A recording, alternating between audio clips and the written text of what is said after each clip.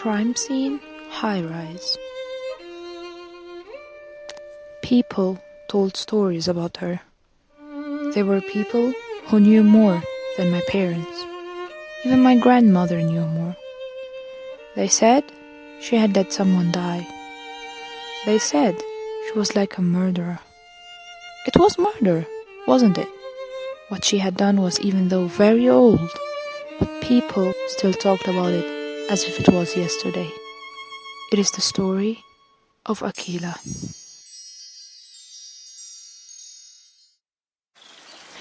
Everything began on a Friday when my family and I went on to our weekly visit to my grandparents.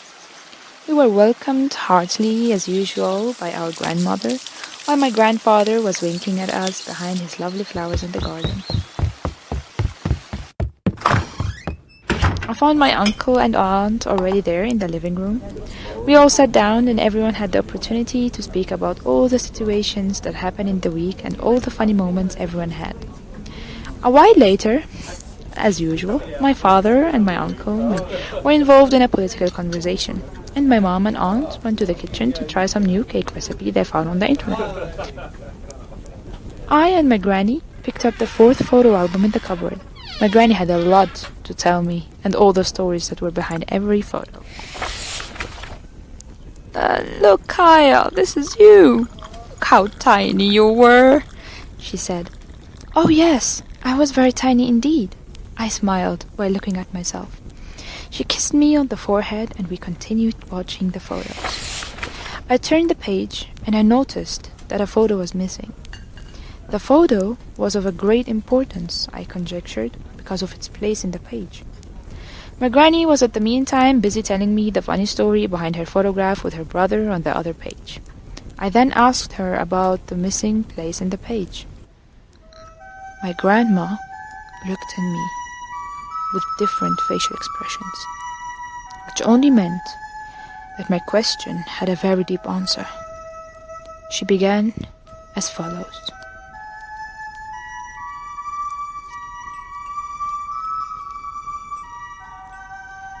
The missing photo, Kaya, has a very special story behind. Even if your parents might not know everything about it. The story, my child, is perhaps one of the shocking and sad stories you might ever hear. She paused a while, and the story began. Akila was her name. She became the best friend of my mother in elementary school. She lost her mother when she was very little in a car accident, but the mother's body was never found. She therefore lived with her father. He was a very kind-hearted and compassionate man. He kept his sadness about his lost wife inside, and became a father and a mother to his only daughter. He sent her to the best schools and best universities, and she was so grateful to him. She worked very hard and was one of the brightest students in all her school years. Akila loved her father more than anything. She graduated and became a detective, a dream she always had, because since she was a child, she never understood how her mother's body could possibly disappear so suddenly, leaving no evidence in the car crash. So her dream was to become a detective, in the hope she might find her mother one day. Case after case was solved. Akila became one of the famous detectives in the country. If the police had a tricky case and no one could solve it, Akila was the solution.